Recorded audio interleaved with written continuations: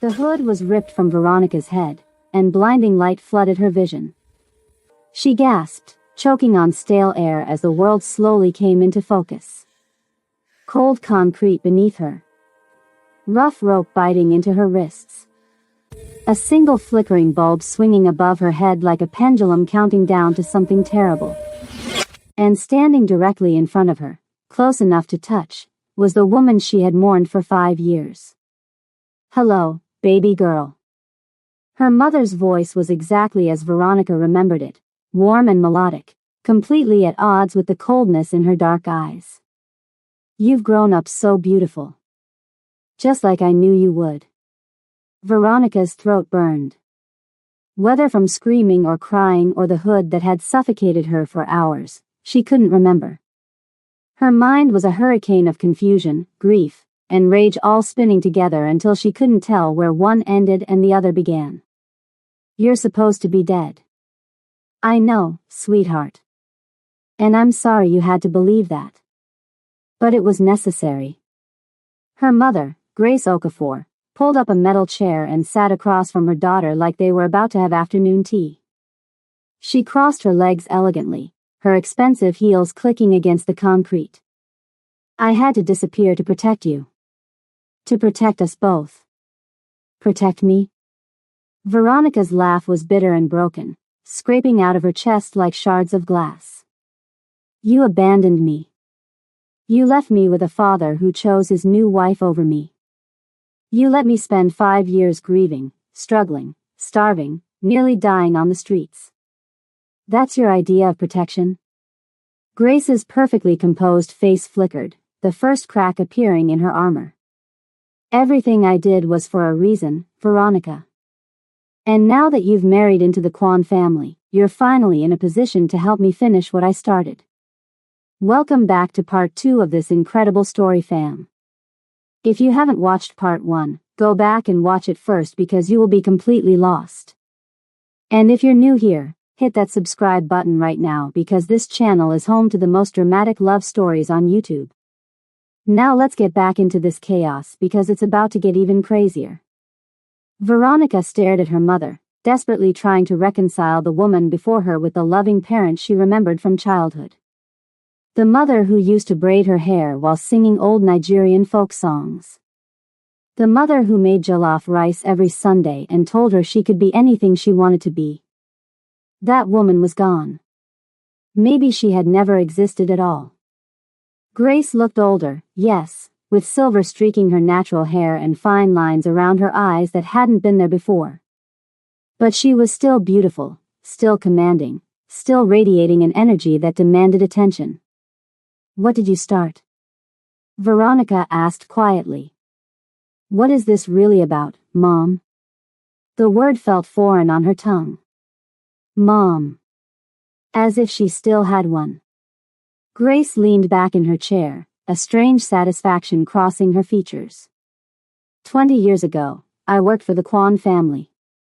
Not Jaewon's father, but his grandfather, the original patriarch. Old Man Kwan. I was young, ambitious, and very good at my job. I handled their international accounts, moved money between continents, made problems disappear on paper. You were a criminal. I was a survivor. Just like you are now. Grace's eyes hardened like polished stones. But the old man, he wanted more than my professional skills. He came to my apartment one night, drunk and entitled, expecting me to just give myself to him because he paid my salary. Veronica's stomach turned. What happened? I refused him. I fought back. And for that, he destroyed everything I had built. Grace's voice trembled with old rage. He framed me for embezzlement. Put a price on my head. Forced me to flee the country in the middle of the night. I lost everything, Veronica. My career. My reputation. My safety. My daughter. Then why didn't you take me with you? The question hung in the air between them, heavy with years of abandonment and grief. Because having you with me would have made you a target too. I had to let you go so you could have a normal life. A safe life. Safe? Veronica's voice cracked. You think my life was safe? Victoria treated me like garbage. Dad pretended I didn't exist. I was thrown out on the street with nothing. How is any of that safe? Grace stood abruptly, pacing the small room like a caged animal. I didn't know how bad it would get. By the time I realized what Victoria was doing to you, you were already surviving. Already strong. And I was already too deep in my plans to surface without destroying everything. What plans? Grace stopped pacing and turned to face her daughter. The only thing I managed to take when I fled was evidence. Documents, recordings, photographs. 30 years of proof showing every dirty deal the Kwan family ever made. Enough to bring down their entire empire. Veronica's blood ran cold. That's what those men at the mansion were talking about. That's what they wanted. Yes. And now that you've married J1, you can help me access his private files. Security codes. Bank accounts. The evidence I have is damning, but with inside information, it becomes devastating. You want me to betray my husband. I want you to help me get justice. By destroying the man I love? The words slipped out before Veronica could stop them. Grace's expression shifted, surprise flickering through her carefully controlled features. Love? She laughed, but there was no humor in it. You've known him for 2 weeks. That's not love. That's infatuation. Stockholm Syndrome, maybe. He bought you with money and comfort, and you're confusing gratitude for something deeper. You don't know anything about what I feel. I know you're my daughter. I know you're smarter than this. Grace crouched down, bringing her face level with Veronica's. Jae-won Kwan is a criminal, baby girl. His family has killed people. Destroyed lives. They profit from suffering every single day. Whatever sweet nothings he's whispered in your ear, that doesn't change what he is. And what are you? You kidnapped me. You're holding me prisoner. How are you any better than them? Grace's hand shot out, slapping Veronica across the face so hard her head snapped to the side. Stars exploded across her vision, and she tasted blood where her teeth had cut the inside of her cheek. I am your mother. Grace's voice was ice. I sacrificed everything for you. Everything. And you're going to throw it away for a man in a wheelchair who can't even protect you from his own enemies? Veronica slowly turned her head back, meeting her mother's eyes without flinching despite the pain radiating through her face. He's more of a man than anyone you've ever known. And when he finds me, you're going to regret every single thing you've done. Grace stared at her for a long moment. Then she stood, smoothing down her designer clothes like they had just finished a pleasant conversation. You have 24 hours to reconsider your loyalty. After that, I get what I need with or without your cooperation. And trust me, baby girl, you don't want to find out what that looks like. The door slammed shut behind her, and Veronica was alone with the flickering light and the echo of her mother's threat. Miles away, in the ruins of the Kwan mansion, Jae-won was at war. The attack had left the house in shambles. Shattered glass covered every surface like deadly snow. Bullet holes pockmarked the walls in random patterns. Blood stained the marble floors, some from enemies and some from the people Jae-won had sworn to protect. Eun-ji was in surgery at a private hospital.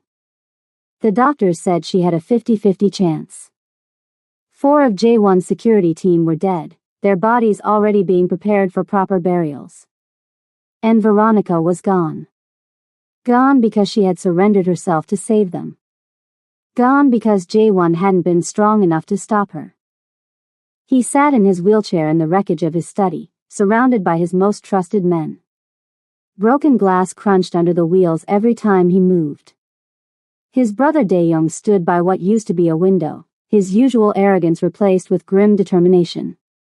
And in the corner, bound to a chair with blood dripping from her nose and split lip, sat the traitor who had made all of this possible. Mrs. Park. How long? Jaewon's voice was colder than anyone in the room had ever heard it. How long have you been working for Grace Okafor? Mrs. Park laughed, the sound hollow and defiant. Her perfectly styled hair was disheveled, her designer suit torn, but her eyes still burned with conviction. 15 years. Since before you were even running the family business.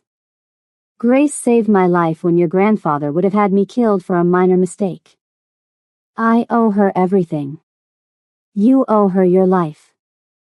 And now you'll give me Veronica's location, or you'll give me yours. Threatening an old woman, Jaewon? Your grandfather would be proud. You're just like him after all. Jaewon wheeled himself closer until he was inches from Mrs. Park's face. I am nothing like that monster. But I will become worse than him if that's what it takes to save my wife. Your wife was never really yours. Mrs. Park's smile was cruel. The contract marriage, the timing, finding Veronica at exactly the right moment when she was most desperate, all of it was Grace's design. She's been planning this for years. Your little accident just gave her the perfect opportunity. The room went silent. Jaewon felt the words hit him like physical blows, each one stealing a little more air from his lungs. My accident, he said slowly. You knew about that too. Mrs. Park's confident expression faltered. No. That wasn't us. That was someone else entirely. Who? I don't know. Dae-young stepped forward from the window, his fist connecting with Mrs. Park's jaw hard enough to snap her head to the side. My brother asked you a question. I told you, I don't know. Mrs. Park spat blood onto the floor. Grace had nothing to do with the car accident. She was as surprised as anyone when it happened. It actually delayed her plans by months while she waited for you to become desperate enough to seek a contract wife. Then who tried to kill me? Who put me in this chair? Silence stretched through the ruined room.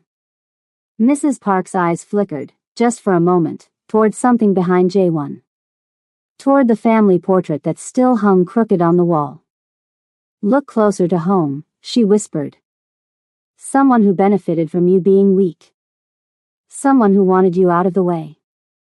Jaewon and Dae-young exchanged a look, the same horrible suspicion dawning in both their minds. Father. But that was a problem for another time. Right now, only one thing mattered. Where is Grace holding Veronica? Mrs. Park shook her head slowly, almost sadly. Kill me if you want. Torture me for hours. I will never betray Grace. She's the only person who ever treated me like I was worth something. She's more family to me than anyone in this house ever was. Then you're useless. Jaewon nodded to two of his men. Take her to the basement. Keep her alive. We'll revisit this conversation when I have my wife back. As Mrs. Park was dragged away, Dae-young moved closer to his brother. We need to find that location fast. Every hour we waste is another hour Grace has to break Veronica or worse. I know. Jaewon's hands gripped the wheels of his chair so tightly his knuckles turned white. Pull every resource we have. Surveillance teams, informants, satellite tracking, everything. I want eyes on every property Grace Okafor has ever been connected to, every associate she's ever worked with, every alias she's ever used. That could take days. Then work faster. Dae-young hesitated, something unfamiliar crossing his face. Concern, maybe. Or the closest thing to it that he was capable of feeling. And what about father? What about him? If he really was behind your accident, if he tried to have his own son killed. Jaewon's jaw clenched so hard his teeth ached. Then I'll deal with him. But not until Veronica is safe. She is the priority. Nothing else matters until I have her back. Dae-young studied his younger brother for a long moment. They had been rivals their entire lives, competing for their father's approval, fighting for position within the family hierarchy, resenting each other for perceived slights and imagined betrayals. But in this moment, watching Jae-won's desperation, Dae-young saw something he had never noticed before. His brother was not just powerful or intelligent or ruthless.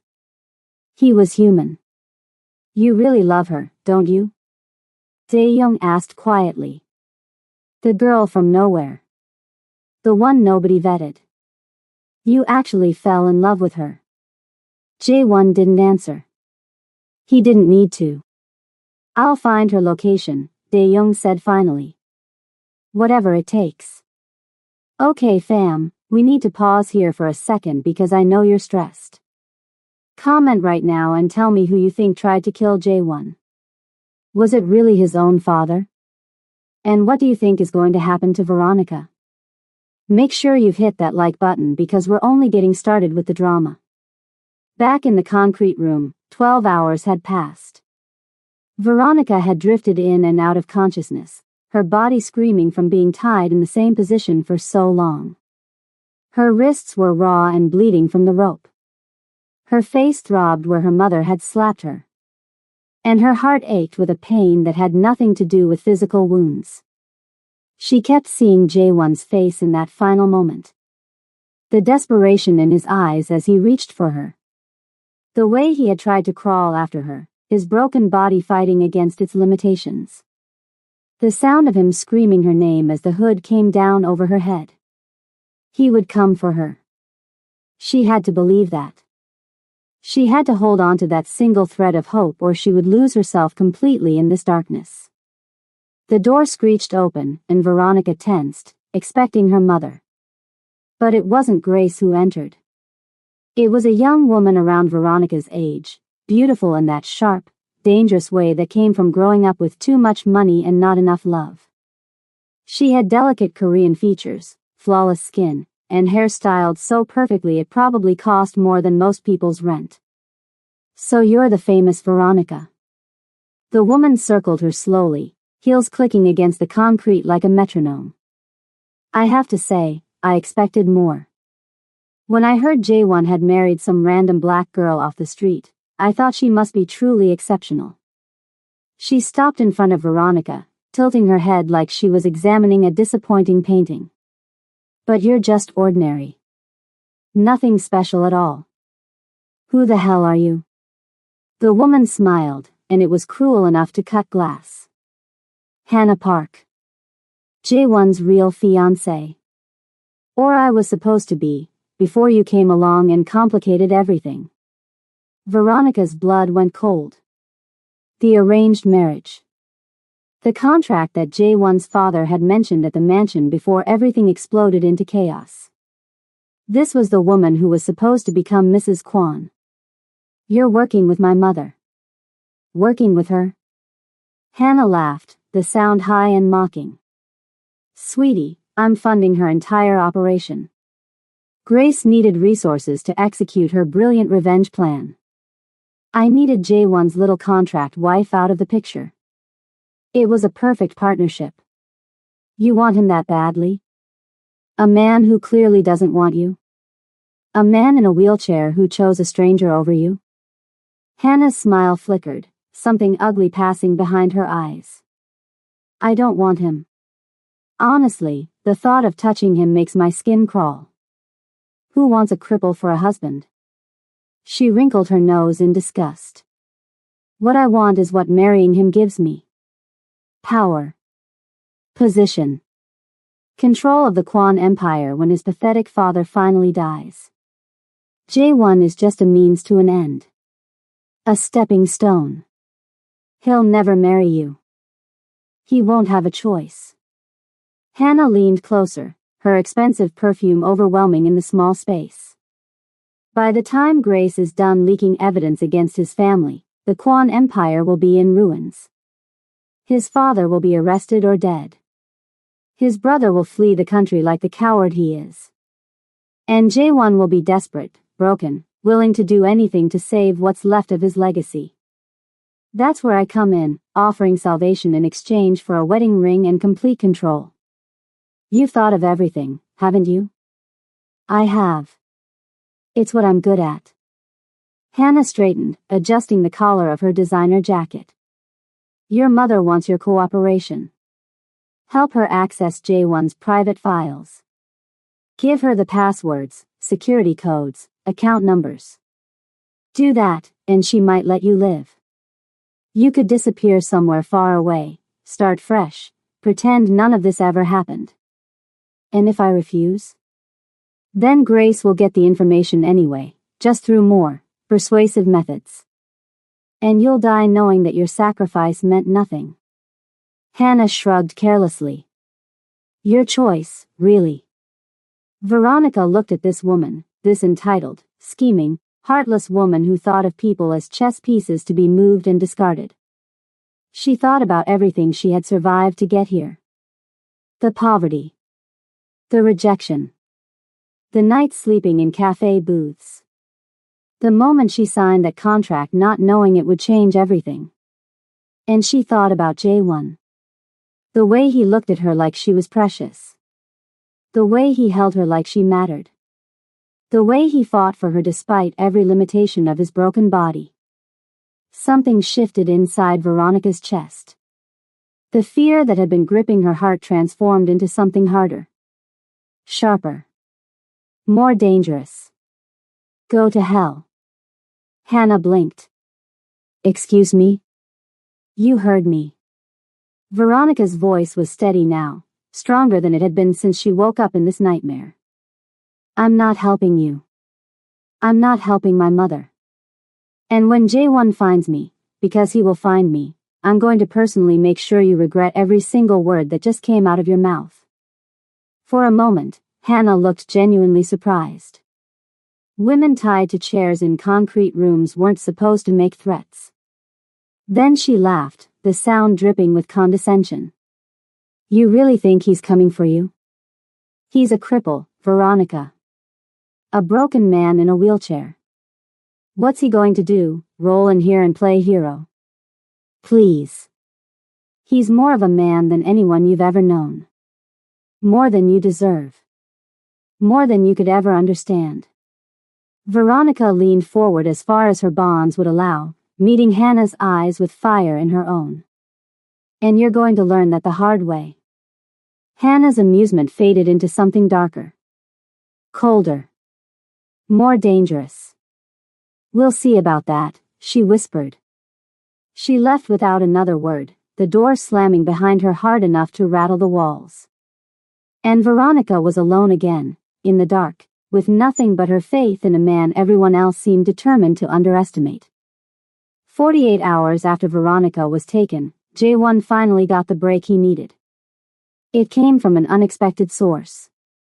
One of Dae-Young's informants had managed to track the convoy of vehicles that had taken Veronica from the mansion.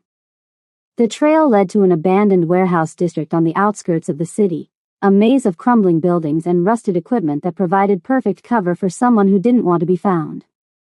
Surveillance confirmed at least 20 armed guards patrolling the perimeter. Multiple points of entry, all heavily monitored. And heat signatures inside the main building suggesting 4 to 5 people, one of whom was positioned in what looked like a holding cell. Veronica. It's a fortress, Dae-Young said, studying the surveillance feeds spread across the table. 20 guards minimum, probably more inside. We'd need a small army to breach it without casualties. Then we use an army. J1's voice was flat, emotionless, completely at odds with the storm raging behind his eyes. And if they kill her before we reach her? The moment they know we're coming. Then we don't let them know. J1 wheeled himself to a cabinet on the far wall, pulling out blueprints, maps, tactical equipment. Coordinated assault. Multiple entry points. Complete communication blackout on their end before we move in. That would require someone on the inside. We have someone on the inside. Dae-Young frowned. Who? Me. The silence that followed was deafening. Every man in the room stared at Jae-won like he had just suggested flying to the moon. You can barely stand, Dae-young said carefully. Your legs. My legs work when I need them to. Jae-won's jaw tightened. The doctors said I might never walk again. They said I'd spend the rest of my life in this chair. They were wrong. I've been doing physical therapy for months, pushing past every limit they set. I can walk with support. Not far, not fast, but enough. Enough to get killed. Enough to save my wife. Jae-won met his brother's eyes, and there was no room for argument in his gaze. I'm not asking for permission, Dae-young. I'm going. The only question is whether you're coming with me. Another long pause. Then Dae-young sighed, running a hand through his perfect hair until it was disheveled. You're insane, he said finally. But I suppose that's a family trait. Is that a yes? It's an I'm not letting my idiot brother get himself killed without me there to watch. Dae-young grabbed a tactical vest from the cabinet, checking the weapon holstered inside. Let's go get your wife. The assault began at 3 a.m. Jae-won's team moved through the warehouse district like ghosts, taking out perimeter guards with silent precision. Each fallen body was quickly concealed. Each neutralized threat brought them closer to the main building where Veronica was being held. The wheelchair was impossible in this terrain, so Jae-won had done something he hadn't attempted since the accident. He was on his feet, supported by military-grade leg braces hidden beneath his tactical pants. A cane in one hand. A gun in the other. And sheer determination holding him upright when his body screamed at him to fall. Every step was agony. His spine felt like it was filled with broken glass. His legs threatened to buckle with each forward motion. Sweat poured down his face, mixing with the grim determination in his eyes. But he kept moving. For Veronica. Only for Veronica. They breached the building through a maintenance entrance on the east side, encountering minimal resistance. Dae-young's team took point, clearing rooms with brutal efficiency while Jae-won and his personal unit followed close behind. Then, on the 3rd floor, Jae-won heard it. Her voice. Faint, muffled by walls and distance, but unmistakable. You can't keep me here forever. He moved faster, ignoring the pain, ignoring the protest of his damaged body. His men flanked him automatically, forming a protective formation as they advanced down the hallway toward a reinforced steel door at the end. Breaching charge, Jae-won ordered quietly. One of his men planted explosives while the others took position. Weapons ready. Hearts pounding. The moment stretching into eternity. On my mark, Jae-won said, his voice steady despite everything. 3, 2, 1. The door blew inward with a deafening roar. Jae-won was through before the smoke cleared, his gun raised, his eyes scanning the chaos until they found the only thing that mattered. Veronica. Tied to a chair in the center of the room. Bruised, exhausted, her face swollen from where someone had hit her. But alive. Alive and looking at him with an expression that broke his heart and healed it at the same time. Jae-won. I'm here. He moved toward her, but a figure emerged from the shadows behind Veronica, and Jae-won froze mid-step. Grace Okafor had a gun pressed against her daughter's temple. Drop the weapon, Mr. Kwon. Grace's voice was eerily calm. Or I'll paint the walls with her blood. The room went absolutely still. Jae-won's men had their weapons trained on Grace, red dots dancing across her forehead, but no one fired. One wrong twitch, one moment of hesitation on Grace's part, and Veronica was dead. Slowly, never breaking eye contact with the woman who held his wife's life in her hands, Jae-won lowered his gun to the floor. Good boy. Grace's smile was cold enough to freeze the air. I have to say, I'm genuinely impressed. I didn't expect you to find us this quickly. And look at you, walking no less. You must really love my daughter. I do. How touching. How incredibly, tragically touching. Grace's gun pressed harder against Veronica's temple, making her wince. Unfortunately for you, love doesn't change anything. I've spent 20 years planning my revenge against your family. I'm not going to stop now. I'm not my grandfather, Jae-won said evenly. I had nothing to do with what happened to you. You benefit from his crimes. You live in luxury built on the suffering of people like me. That makes you complicit. Mom, please. Veronica's voice was strained with terror. This isn't justice. It's revenge. And it won't bring back the years you lost. It won't heal anything. It won't change what he did to you. Quiet. Grace's composure cracked, just slightly. You chose him over me.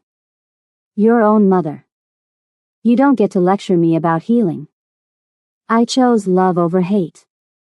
I chose building a future over destroying the past. That's not the same thing as choosing him over you. Something flickered in Grace's eyes. Pain. Regret. The ghost of the mother she used to be, still lurking somewhere beneath all that rage. Grace. Jae-won took a single step forward, his hands raised in surrender. I will give you everything. Every dollar my family has. Every property, every account, every asset. Take it all. Just let her go. You would do that? Give up your empire for one woman? She's not just any woman. She's everything. Veronica's eyes filled with tears, and she shook her head desperately. Jae-won, no. Don't. I would burn the whole world down if it meant keeping you safe. Jae-won's voice broke on the words, all his walls crumbling at once. You're my wife. My heart. The only thing in my life that's ever felt real. So yes, Grace, I would give up everything. Name your price. Grace stared at him, truly stared, like she was seeing him for the first time. Her gun wavered, lowering a fraction of an inch.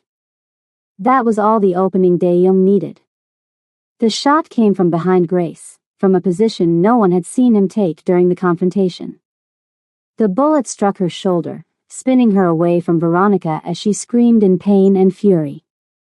Jae-won lunged forward, a knife appearing in his hand from nowhere, slicing through Veronica's bonds in 3 quick movements. She fell into his arms, sobbing, her hands fisting in his tactical vest like she would never let go. You came, she gasped. You actually came for me. I'll always come for you. He held her tighter, pressing kisses to her hair, her forehead, her tear-stained cheeks. Always. No matter what. Always. Behind them, Dae-young secured the wounded Grace while the team swept the building for remaining threats. Hannah Park was found hiding in a supply closet on the 2nd floor, her designer clothes stained with fierce sweat, her perfect composure completely shattered. Please, she begged as they dragged her out. Please, I'll do anything. I have money. I have connections. I can help you. The only thing you can do, Dae-young said coldly, is pray that my brother decides to let you live. The ride back to the city was quiet. Veronica sat pressed against Jae-won's side, her head on his shoulder, their fingers intertwined. Neither of them spoke. There was too much to say, and not enough words in any language to say it. When they finally reached the safe house that Dae-young had arranged, Jae-won carried Veronica inside himself. His legs screamed in protest. His back felt like it was on fire. But he refused to let anyone else touch her.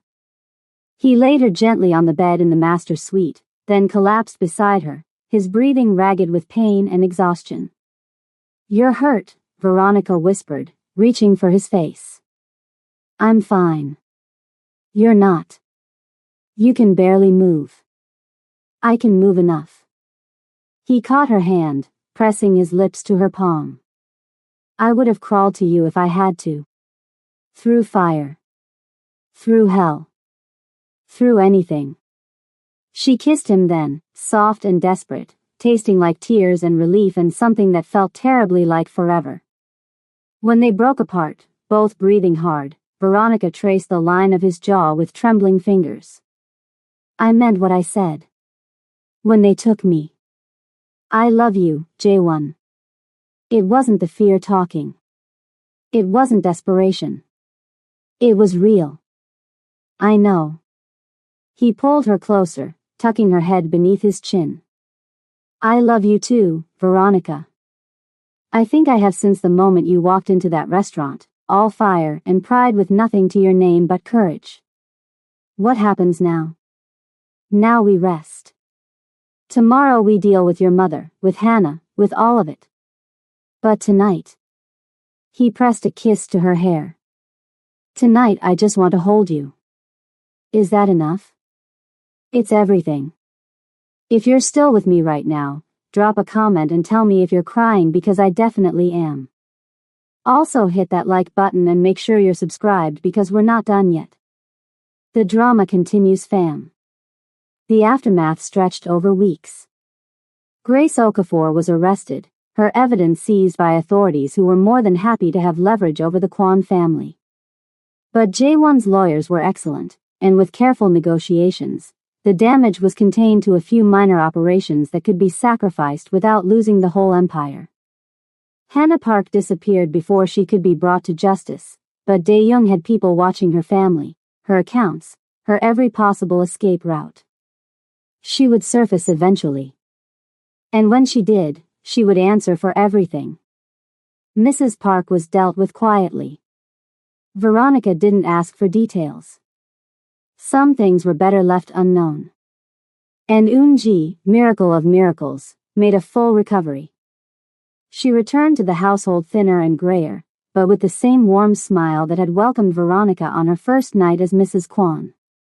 1 month after her rescue, Veronica stood in the garden of their new home, watching the sun set over the city. The mansion had been sold, too many bad memories in those walls. This house was smaller, quieter, a place where they could build something new together. Arms wrapped around her from behind, and she leaned back into J1's solid warmth. You're thinking too loud, he murmured against her ear. I can hear it from inside. Just processing. It's been a lot. That's an understatement. She turned in his arms, studying his face in the golden light. He looked healthier than he had a month ago, his physical therapy showing real results. He could walk short distances now without the braces, though he still used the wheelchair for anything requiring extended movement. I have something to tell you, Veronica said quietly. That sounds ominous. It's not. At least, I don't think it is. She took a deep breath. The contract. Our original agreement. It expires in 11 months. J1's expression flickered. I know. I don't want it anymore. He went very still. You want to leave? No. Veronica reached up, cupping his face in her hands. I want to stay. Not because of a contract or money or any arrangement. I want to stay because I love you. Because you're my husband. Really my husband, for as long as you'll have me. The tension drained out of his body so fast he actually swayed. That could be a very long time, Veronica. I'm counting on it. He kissed her then, deep and slow, a promise sealed between their lips. When they finally broke apart, both breathless, he rested his forehead against hers. I was going to ask you the same thing. To stay. To make this real. Great minds think alike. Or fools in love. Maybe both. They stayed like that as the sun finished its descent, wrapped in each other, finally at peace. The road ahead wouldn't be easy. There would be challenges, enemies, complications they couldn't even imagine yet. But they would face it together. As partners. As lovers. as husband and wife. The sound of Veronica's phone shattered the moment. She pulled it from her pocket, frowning at the unknown number. Hello? Silence on the other end. Then a voice, distorted and unrecognizable. Did you really think it was over, Mrs. Kwan? Who is this?